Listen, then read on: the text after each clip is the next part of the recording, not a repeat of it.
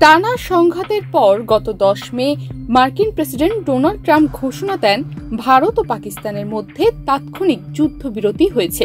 শুনতে স্বস্তির খবর মনে হলেও ভারতের জন্য এ ছিল এক কঠিন বাস্তবতার স্বীকারোক্তি। কারণ যুদ্ধবিরতির ঘোষণা দিলেন ডোনাল্ড ট্রাম্প, নরেন্দ্র মোদী নন। ভারতের বহুদিনের নীতি ছিল তৃতীয় পক্ষের হস্তক্ষেপ নয়, কিন্তু এবার সেই নীতি যেন নিমিষেই উধাও হয়ে গেল।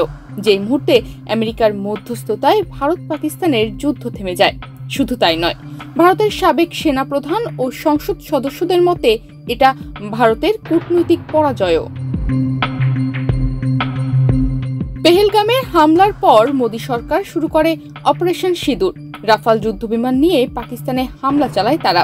বিশ্লেষকরা বলছে, এই হামলার পেছনে ভারতের আসল উদ্দেশ্য পেহেলগামে হামলার প্রতিশোধ নয়, বরং নিজেদের শক্তি প্রদর্শন করাই ছিল ভারতের প্রধান উদ্দেশ্য। কিন্তু বাস্তবতা নরেন্দ্র মোদীকে ভিন্ন ছবি দেখালো।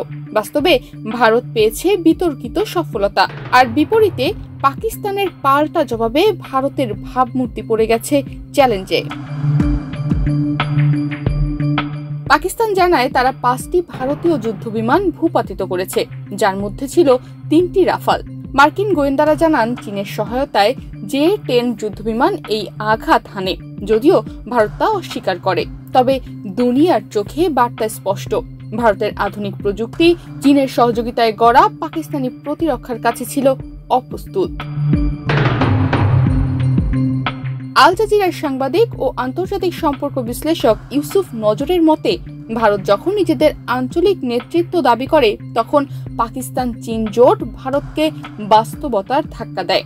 ভারতের এতদিনের অহংকার পাকিস্তানের থেকে তাদের সামরিক বাহিনী বেশি শক্তিশালী, এমন সব ধারণার সবকিছুতেই এক ঝটকায় আঘাত করে পাকিস্তানের অপারেশন বুনিয়ান উন মারসুস।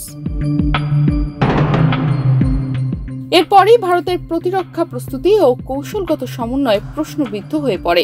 এই সংঘাত দেখিয়ে দিয়েছে শুধু অর্থনীতি বা পরমাণু শক্তি নয়, বাস্তব কূটনৈতিক ও সামরিক প্রস্তুতি নির্ধারণ করে কে নেতৃত্বে থাকবে। ভারতের চাওয়া ছিল শক্তি দেখানো, কিন্তু প্রকাশ পেয়েছে দুর্বলতা। যুদ্ধ নয়, সংযমী দক্ষিণ এশিয়ার ভবিষ্যৎ গঠনের চাবিকাঠি। নয়তো রাজনৈতিক পরাজয়, মানবিক বিপর্যয় ও অর্থনৈতিক ধ্বংস কেউ এড়াতে পারবে না। তনিমা রহমান, বাংলাদেশ প্রতিদিন।